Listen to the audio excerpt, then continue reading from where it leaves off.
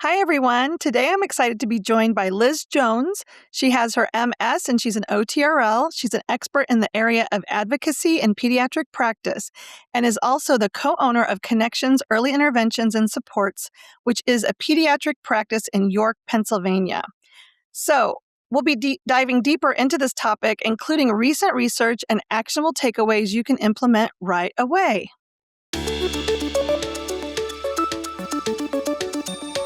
Welcome to Pediatric Pioneers, a MedBridge podcast where we conquer challenging topics for the pediatric therapist through conversations with pioneers who have blazed new trails in our practice.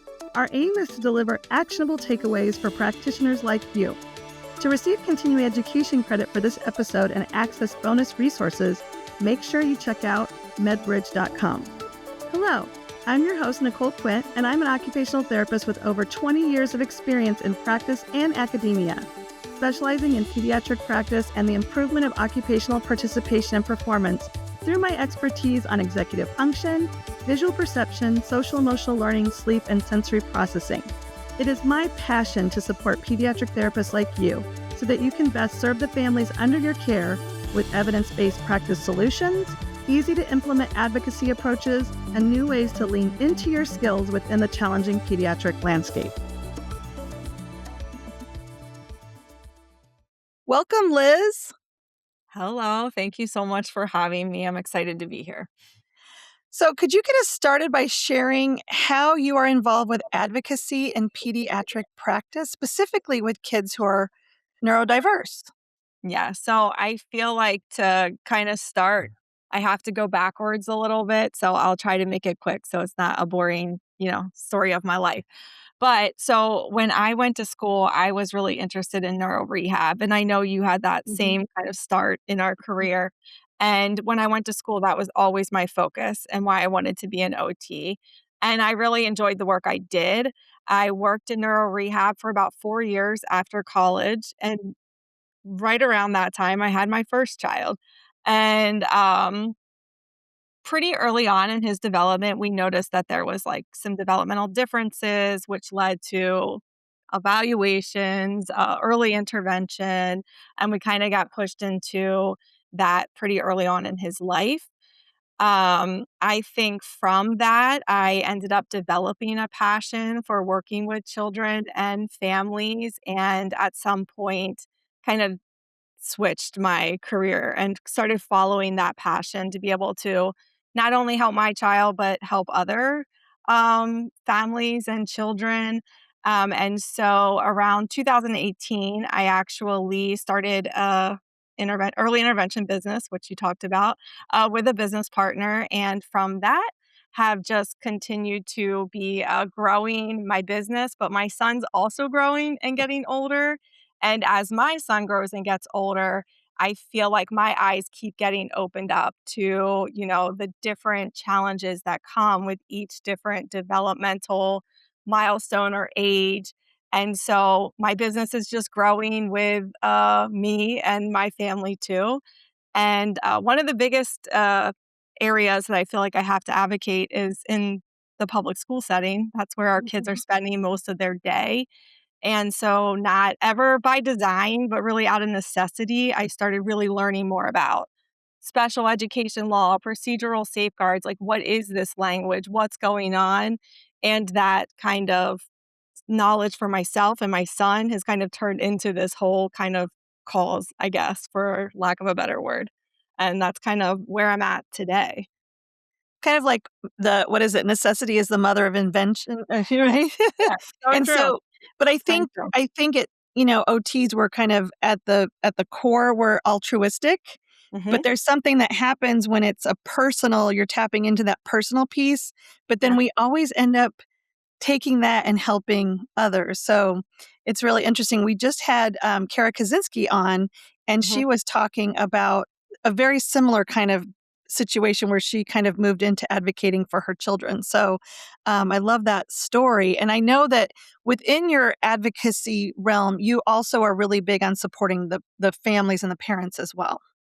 Yeah, absolutely. I think almost I'm more passionate about that part of it because I am also that. So I feel like I'm an OT but I'm also a parent. And I think I can see both sides. And I know that these parents want to help their child, support their child, understand. And sometimes they don't have the exact ways to express that or communicate that, or they don't have the knowledge. I think something I talk about a lot is I'm so grateful for my OT education because um, even though I had no interest in pediatrics while I was going to school for OT, I cannot deny the framework, the basis, the way that that education has helped me and set me up. It's like almost a privilege in terms of being able to advocate for my own child. And so when I see parents who maybe don't have that and are looking for that, I don't know, is it altruism? I'm not sure. Passion. Yeah, I just want to help them in any way that I can. Yeah, I love that sentiment. So it's interesting. We have an awesome audience. Obviously, a lot of them are going to be pediatric occupational therapists or school-based occupational therapists, but we have SLPs, we have physical therapists, and so I think this is going to really speak to everyone out there, even if there's teachers.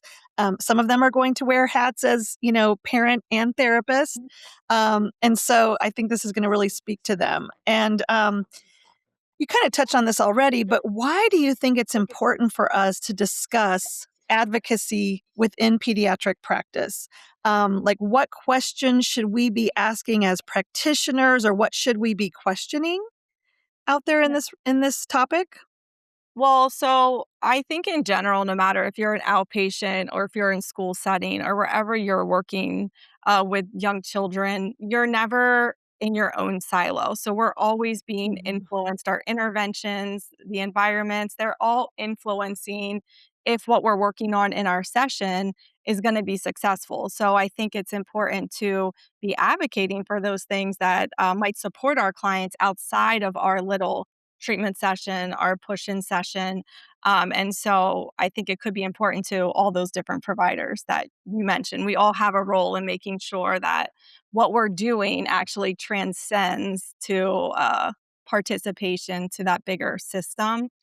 Um, I think there's so many questions we could be asking ourselves as clinicians, and I think asking ourselves questions and being reflective is what takes us to that next level of being an expert clinician or understanding our own thinking. So I would have a bunch of questions. So I don't know like how many you want me to kind of go into, but some things that I would be questioning or I would want therapists to question based on what we're talking about would be, are we like writing goals for the right things? So Yeah. I think so often our goals are like skill based. Mhm. And just wondering, is that what is the barrier? Is that the concern? Or is the goal more participation, autonomy, self regulation? And why are we choosing the goals that we are choosing? So I think those two things go together in that way. Mhm. Are we just writing those goals that are easy to track or easy to measure or are easier for the system that we're in? And not necessarily what's going to have the best outcome for families. So I think that's a really good question. Um, as a parent, I often wonder sometimes if these goals are co created and what is the role of the OT or any member of the team, honestly, in making sure that the goals are co created and that um, we are like taking that parent perspective into decision making, planning, goal writing, interventions. Along the same line, like wondering how we're explaining that OT role and the decision-making process to parents. So are we explaining it in a way that we feel as though they understand? So not just that they're, nodding and signing and agreeing with everything that we're saying, but that we're really taking the lead to make sure that they're understanding the process, the goals, and what our treatment plan is. Do you want one more? Yeah. Yeah, Okay, definitely. let me think of one more. Bring So 'em then on. so many questions. Yeah, but these are Um, great because it really does work with that reflection, and it causes everyone who's listening to say, do I do this? Hmm. And do I need to add this to my clinical Yeah. reasoning, to my process? So yeah, bring some more. So let Okay. me really quickly. So far, what I'm hearing you saying is that first of all, are the goals that writing, are they co-created, Yes. and are they really measuring the outcomes that matter? Right. Right. So I'm hearing that piece. And so, is that decision making process transparent, and Hmm. understandable for families? I know in the school system, there's a lot of barriers to interacting with the parents. So that can be very challenging, right? So I've heard that so far. So I know you probably have more. Yeah. So then, kind of along that same line, I think when we're talking about making sure parents are included, we're asking the right questions, we're explaining things to them.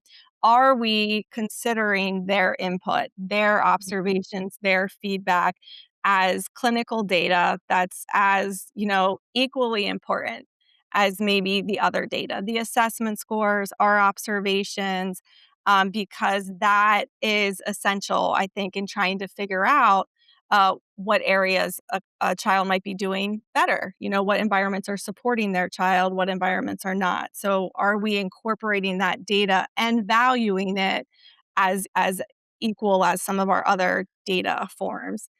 Um, and then the last thing that I'm really passionate about is, are us as the OTs in these settings, are we really translating our expertise to the team at large, to the system, to administrators, to teachers, Mm, and really kind of coming to the forefront and saying, you know what, we are experts on sensory processing, on regulation, on executive function, mhm, environmental supports, adapting, grading, and we could really be, I think, that person on the team is doing those things. So I guess the question would be, how are you kind of explaining that expertise, that role of OT to others on our team that might not really know? They might just think we're fine motor experts, or we can help make a calming corner, but are we really explaining to them all the expertise that we have?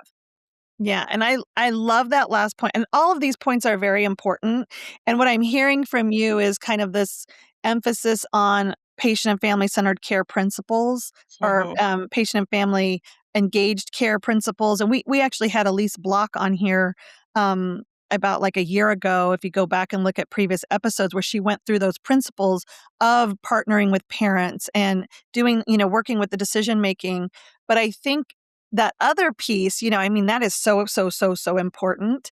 Mhm. But that other piece here, you're kind of going into a little different situation where you're saying, are we advocating for ourselves and Right. translating our expertise to the team, right? And I think that gets me a little fired up. I'm not gonna lie, because that's something that I think is really important. But you listed off all the things that we have tremendous expertise in that might not be getting translated. Yeah, I Yes. mean, I agree with everything that Well, you're but saying. I'm thinking about, everyone listening, and, we often get the we don't know what you do, or like you said, maybe they think they're the fine motor, the handwriting person. That to me might be the caution sign, or the say, wait a second. You need to lean into adjusting their perception and translating our expertise. So, what do you recommend in that kind of situation? Oh, well, I'm trying to think. I think there's times when maybe issues are being raised. There's conflict, there's disagreement, there's events that happened that were unsuccessful. And if we're at that table, if we're part of that team, I think it's us almost having our elevator speech ready about how we can contribute, and us thinking outside the box and not Mhm, letting that system define us, what we do and what our role is, but maybe standing up and saying, this isn't something we normally do here. mhm, But this is a suggestion I have. This is some knowledge that I have, background that I know, and I think I could help in this way. mhm, That's probably a suggestion for an in the moment problem and kind of just being quick on your feet and ready with a solution. I guess outside of that, like more proactive, it's maybe like little opportunities for education. Like, are there times? Is it, I mean, not just Mhm. OT month, but are there times? Are there meetings, staff meetings? Is there a bulletin board? Is there little opportunities where you can kind of be building knowledge over time? And I don't think it probably happens overnight or after one Right. instruction. And then you have turnover, right? And people Yeah. change or you get a Right. new team and you kind of have to start over. So it's more like this constant investment where you are just like giving little bites, little pieces of information so that over time you're growing what that system knows about us, what our Mhm. skills are. So I think that's a proactive way of doing it. And then in the moment, just not being shy and saying, I got a solution for this. I think I can help. And then jumping in.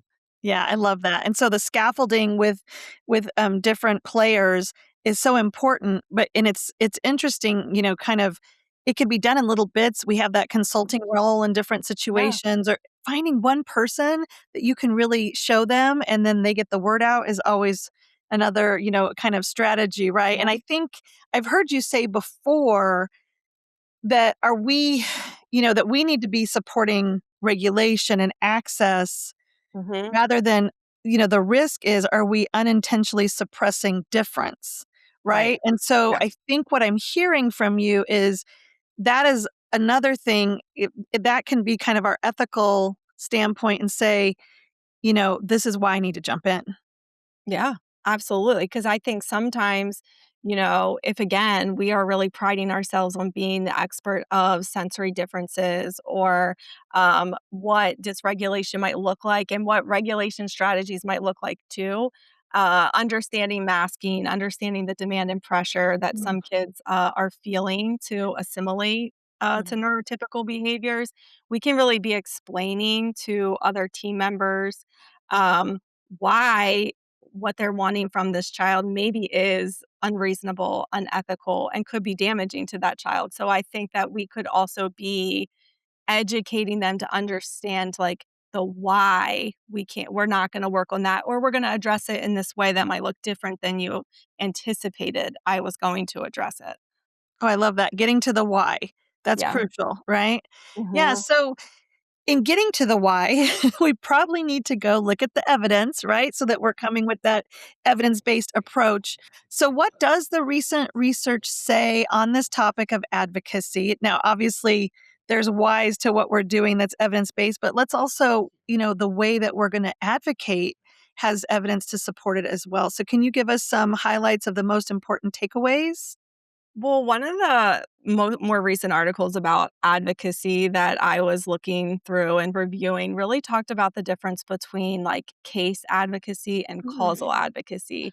And this research article really looked at it kind of from like almost tracking typical parents' progression of advocacy. So, most parents in early intervention start at that case advocacy level, and they're really becoming experts on their child and they're advocating for their child specifically. What does my child need in this moment?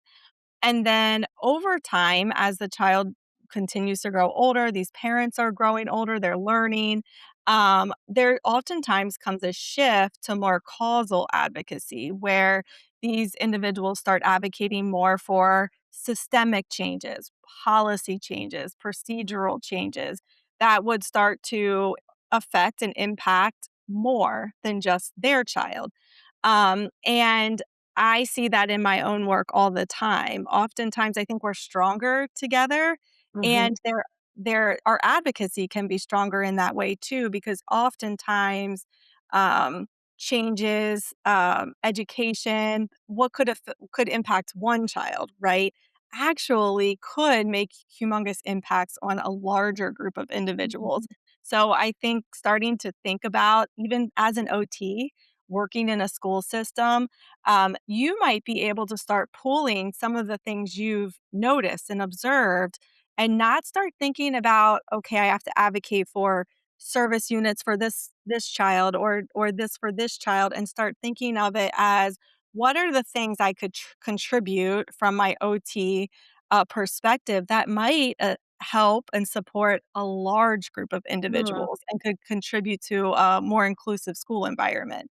And so that's something that I'm thinking about often. And I think as OTs, you're feeling you have large caseloads in the school, right? There's so much to think about. So this is a little bit of a way, I think, to almost get just more bang for your buck, like more Mm. impact, and not be trying to put out fires and address each individual need or situation.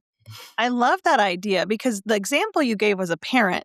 But if we're Mhm. thinking about the therapist and we're saying, okay, I kind of start in this case lens Mhm. and I'm starting to get my footing and understanding, and then I'm going more causal. But as I go more causal, I can use that to leverage the power of what I'm doing to affect more children, kind of kind of working smarter, not harder, Yes. right? That Yes. sounds like it's gonna affect burnout, which is great, and we have these Mhm. big caseloads and workloads because I know that's a big, term in school-based too, is like the workload. This could be a way to, like you said, get more bang for your buck, but also translate what we can do on Mhm. that larger scale, right? So it's Exactly. hitting those marks that you talked about. So I love, love, love this idea.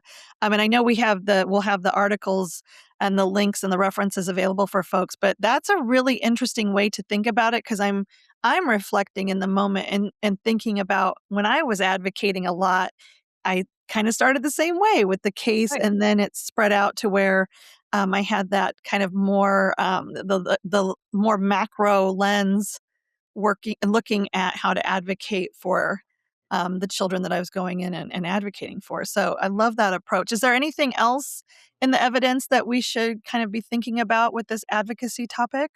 The only other thing that really jumps out to me, and I think I've like lived this and experienced it, so it's good to know that there's research that supports it, is your advocacy isn't like unsuccessful or a failure if you don't see a change Mm. immediately. That if you look at like an advocacy arc, I don't know how else to describe it, from the time that you start and you're maybe raising questions, you're asking questions, you're gathering information, you're observing things, you're maybe proposing solutions, you're trying to garner support.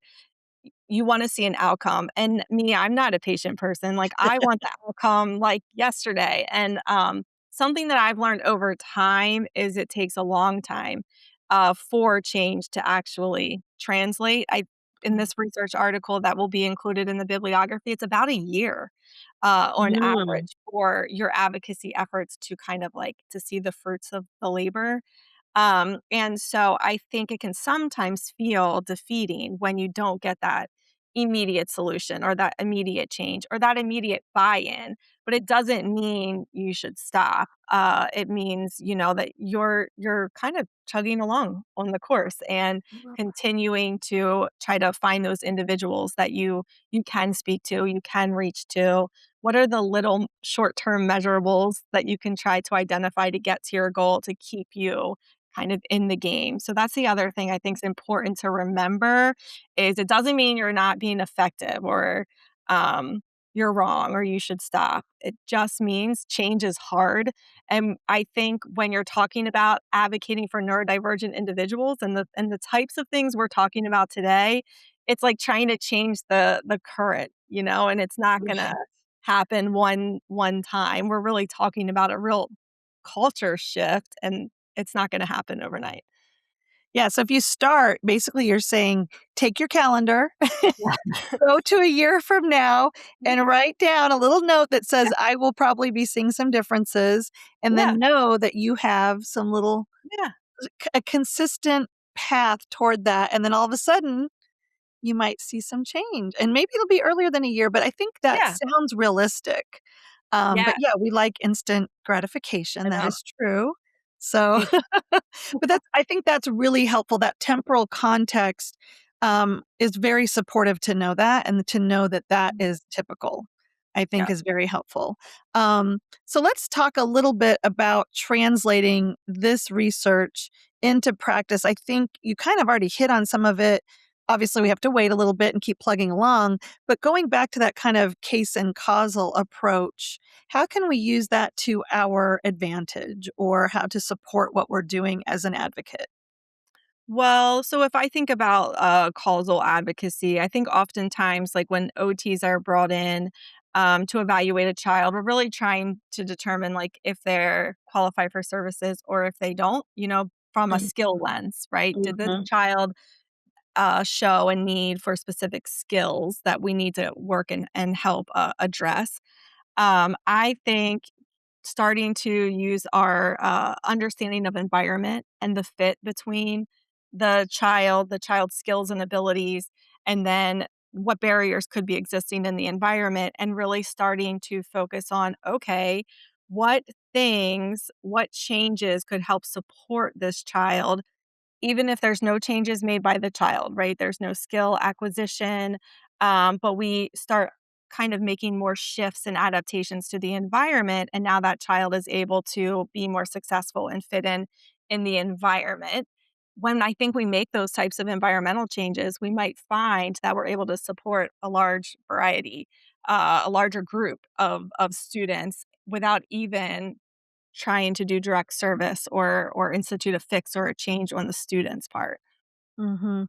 Yeah, that it almost makes me think of what's going on right now with, like, sensory-friendly, community events, Mhm. right? And that's kind of popping up again, it's taken some time, Yeah. right? But now what we're seeing is that's just an environmental approach, not necessarily a skill-building approach. Interestingly enough, they're starting to show that kids that are doing this on a consistent basis can actually start going to a like, I don't wanna say regular, but like a movie theater event that doesn't have the sensory supports. It does translate. Yeah, So, moving out of that skill building only focus has rewards, is you what and you're I saying.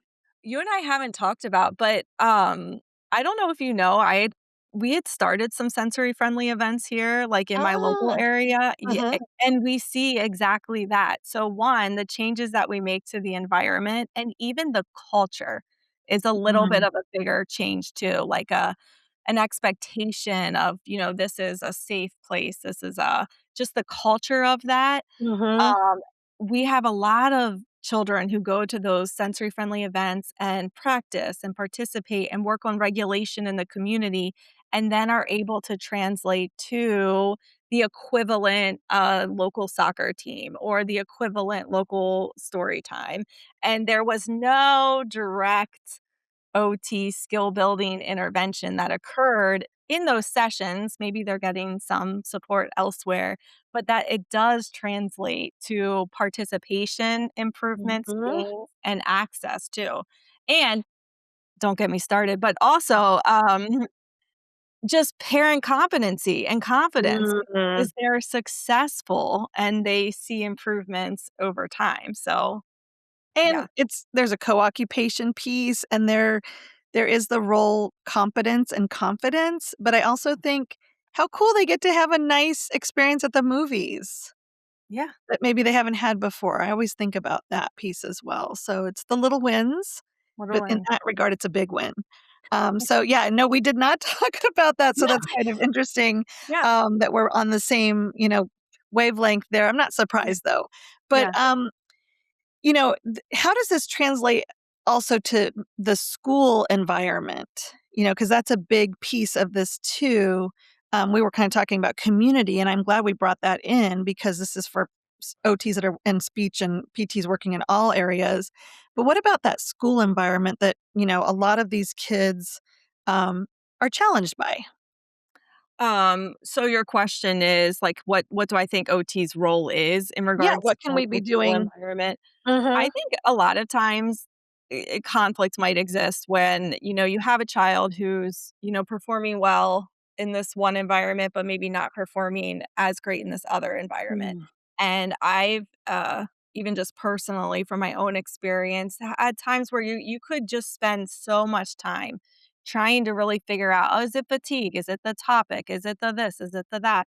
And does he have the skills? Does he need the skills? And oftentimes you could put a lot of energy into that and do that or change the environment or really address and assess the environment and find that there's something in this environment. There's a barrier here that we could look at and address. And I think oftentimes in the school, when there's an environmental mismatch with a child and maybe there's a behavior assessment done or some other type of observation, the environment piece is missed. And I think that is a huge part, like we've talked about, where OTs really can do that analysis of the environment and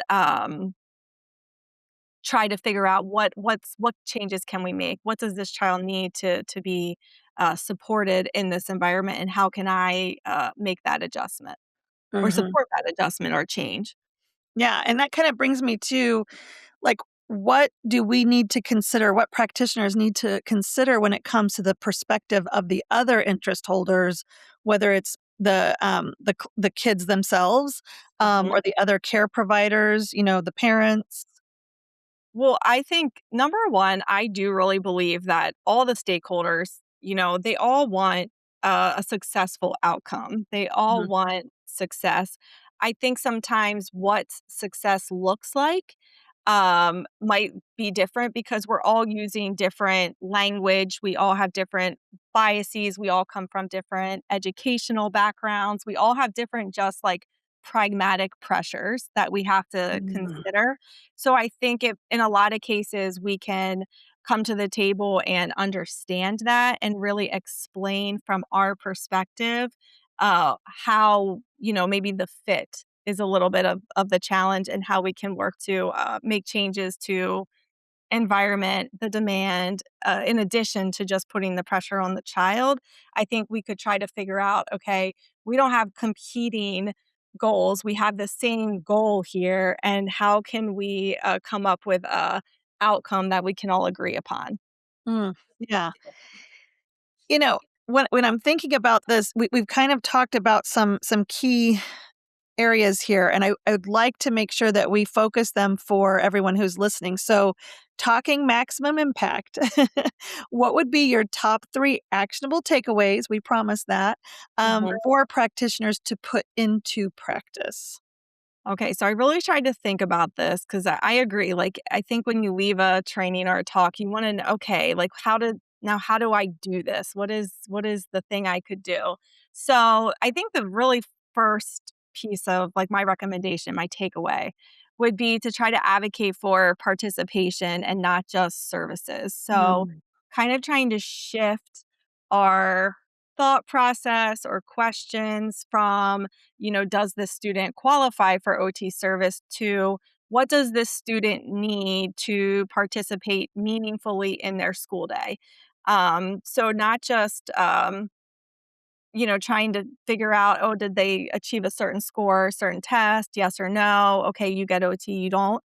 Looking at that bigger picture of participation and trying to figure out where is the student struggling to participate during the day and what type of support could I offer as the OT would be my first Mm. one.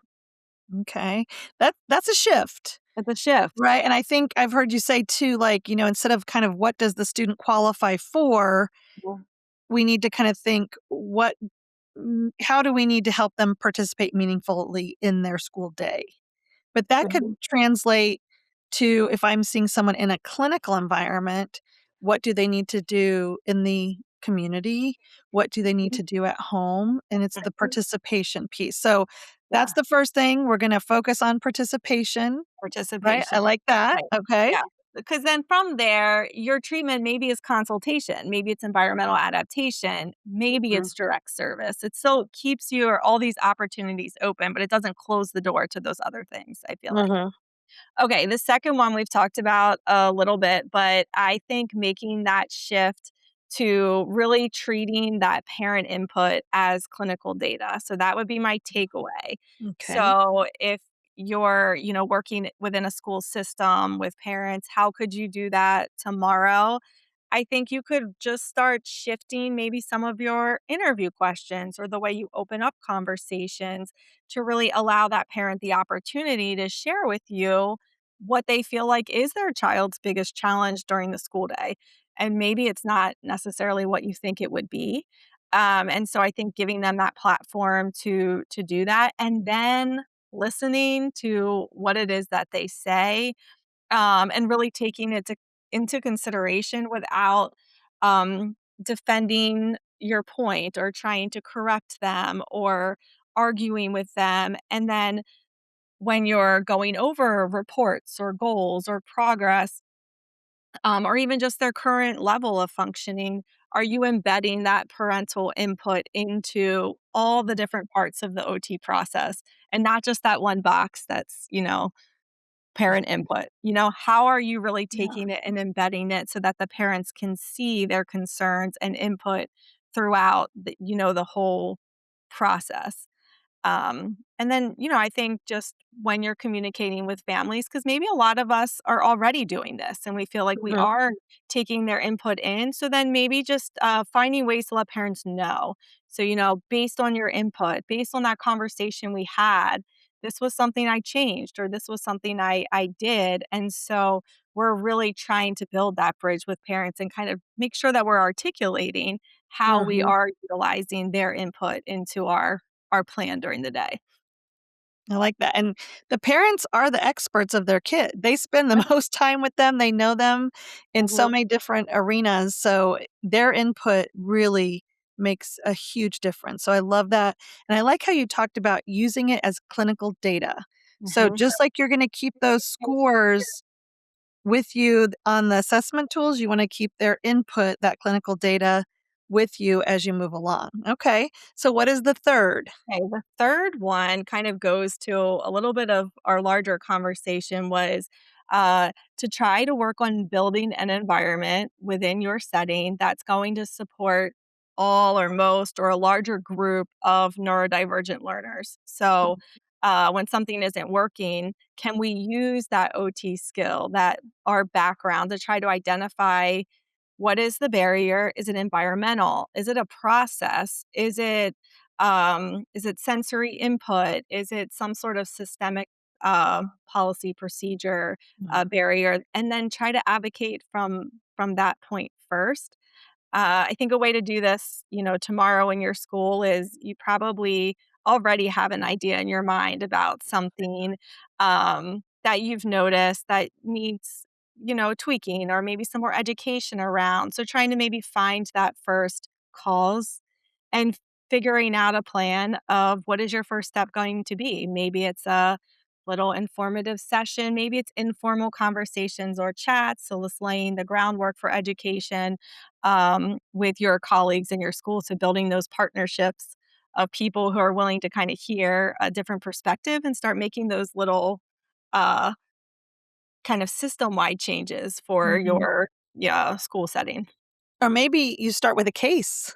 Yeah, You know maybe. you wanna go causal, but you start with a case with a friendly supporter Mhm. who Yeah. lets you trial it out, right? That's uh kinda what we do, and then when people see that it works, then you can go You get causal. buy-in.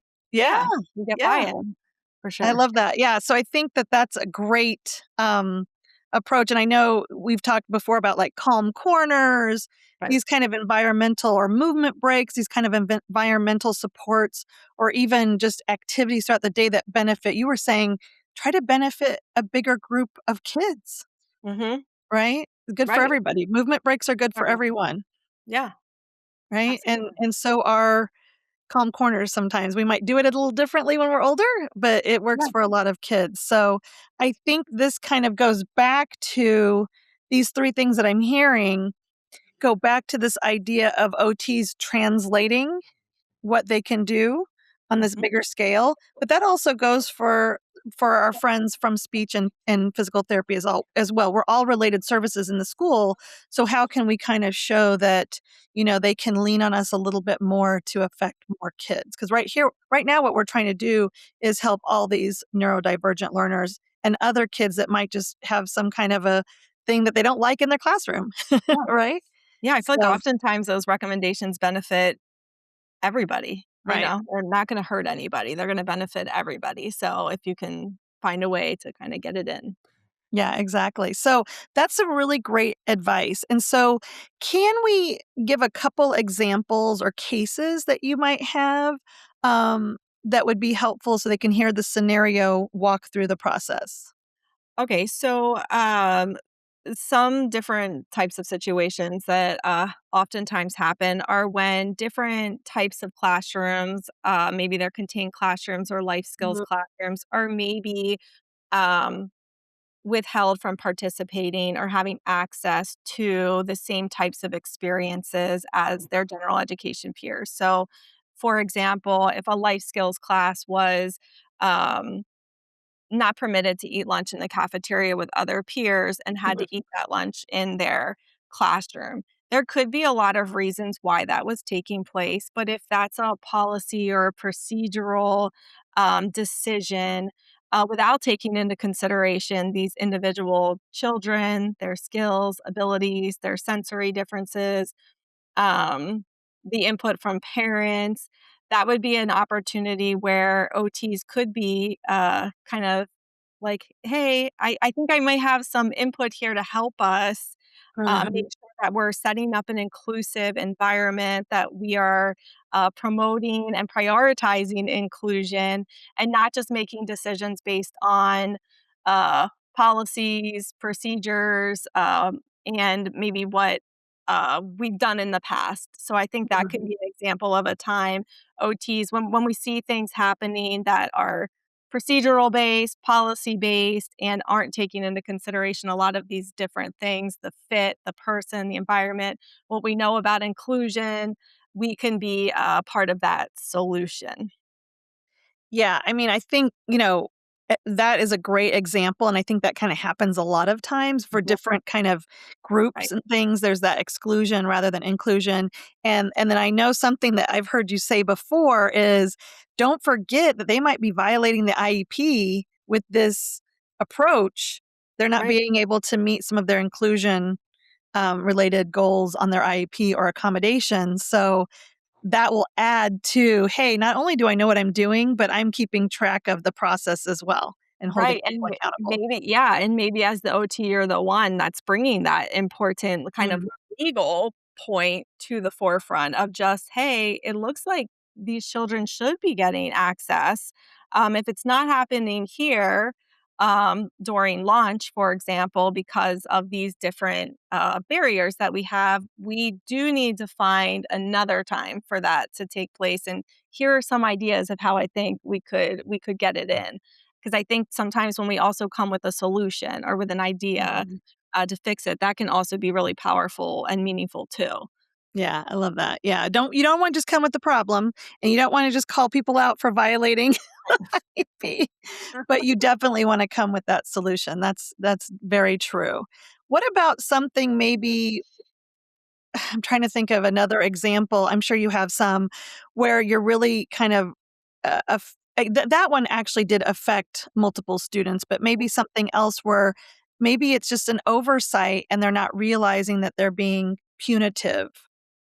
Well, Um yeah, I think oftentimes, I like to think that is what's taking place, is I don't oftentimes think they're trying to be punitive. Mhm. Right. I think that there's pressures, there's, um, different barriers, whatever they might be in place, and I think people are just making decisions and trying to do the best they can Mhm. without kind of that consideration and that really that mindful focus on, like a life skills classroom, for example, those groups of that individual Mhm. group of students and what is best for them and how are we including them. I think sometimes when you don't, walk in those shoes, when you don't live in that classroom, it's easy to just, we satisfied the largest group and we're just going to keep going. um, Mhm. so I don't think oftentimes it's intentional. Um, Mhm. Another uh, example that I can give is there was I know of a time when there was like you can apply this to any large school event, a dance, a track and field Mhm. event, an after school, a field trip, and individuals that require special education services or different types of adaptations are not considered or excluded from those events. And I think that's an example of when it's not intentional, but they're trying to plan something big. There's multiple moving parts. And these individuals with, diverse learning needs need actual care and intent and thoughtfulness to plan out how are we going to include them in a meaningful way. I think OTs could really intervene at this level. In my experiences, what I've seen is kind of parents advocating for inclusion Mm-hmm. types of events. So they feel as though their child is wronged or excluded, and then they kind of like take the charge to make changes. And I've seen changes take place, and it might not take place for their child in that event in that year, but I've seen in subsequent years, in our year advocacy arch, All right.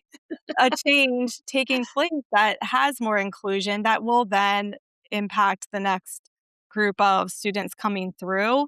I Mm-hmm. think these could really kind of play a role in that too, to make sure that we are kind of giving the thought um, proactively to try to make Mm-hmm. changes. Yeah, I love that. And I think that we probably want to tell the parents it could take a year. That might be helpful too, and keep them just so that they know too. But I Yeah. think that goes back to your saying partner with the parents. If we're partnering with the parents and then they're doing some advocacy and we're with them on that, I think Mhm. there's just win-win all around, which is For sure. exciting. For sure. Um, yeah, I love all that, how it's all fitting together and how you can think about making these larger changes because I do agree it's not intentional. I do Yeah. agree most of the time that it's just an oversight, you know? Mhm. So, so I have one more question here, and we just have a short amount of time left. What do you think is the next frontier in pediatric practice that our listeners should be on the lookout for? Okay, so, well, I kind of think we're just at the beginning of trying to understand inclusion from a different mindset of just like a physical place where they are. So I think our concept of inclusion is evolving, neurodiversity, affirming practices is evolving. And so I think we're kind of just right at the beginning of that paradigm shift and looking from like fixing individual students to trying to find a fit. So how can we Mm, find a fit between the child, the environment, and what we're asking them to do? So I think OTs, we can lead this charge. So I think we are the experts on this, and I think we could really be I do I more 100% dynamic agree with you. more dynamic and more involved in our school systems as kind of problem solvers and solution givers in this new paradigm shift, and trying to find ways to use our skill set to design or influence environments and people, educating them, so that we can have more successful community placements, whether that's school or restaurants or movies or other places. Yeah, and I 100% agree with you. I'm getting excited because I have been proposing that we really should be leading the charge of being experts in neurodiversity and supporting participation in the environment and advocacy and all of this. That's why this whole year of Pediatric Pioneers is devoted to neurodiversity. And we had a lot last year too. So Yeah. this has been a consistent theme. This is something I'm very passionate about. But I heard you say, working on it in the schools, but I know you already do this Yeah. working with the community as well. Yeah.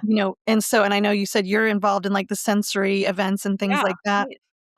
Sensory story times, inclusive soccer, yoga. We've done art classes, dance classes. We do a Easter bunny train. So Oh. we find those community partners, Mhm. and then partner with them, educate them. Problems like I'm not an expert on running a sensory friendly bunny hop train, but I know the community organization that can run a really good train ride with a bunny, and then we can bring our expertise together and create this opportunity, so that our community members have that opportunity. So I think, yeah, not just school, but it's kind of like all over in the community. Yeah, I love it. I'm setting a vision right now. If Okay. we could just have the community folks and school-based folks always say, okay, we're going to be doing this. I need an OT to help us be successful because they're the experts in this. That's my vision for what will happen. And Yeah. and from listening to everything that you've said, I know we can get there. So thank you Yeah. so much Thank for you. bringing your expertise. And I just want to say that I hope everyone that's listening puts these things into motion tomorrow, right? Or maybe even today. So that's all that we have time for today. I want to say thank you again to Liz Jones for her insight and practical takeaways related to advocating for children with neurodiversity. Thank you so much, Liz. Thank you so much for having me. Thank you for tuning into this episode of Pediatric Pioneers by MedBridge. Please be sure to subscribe and listen to more of our episodes on Spotify or on your favorite podcast platform and at medbridge.com. If you're listening outside of the MedBridge catalog and would like to access the bonus resources and receive continuing education credit, simply log into your MedBridge account and complete the quiz for this episode. Pediatric Pioneers also listens to you. If there is a particular practitioner that you'd like to hear from, or if you have a question or challenge that you'd like to explore on this podcast, please let us know by leaving a comment on our Instagram post or by emailing podcast@medbridge.com.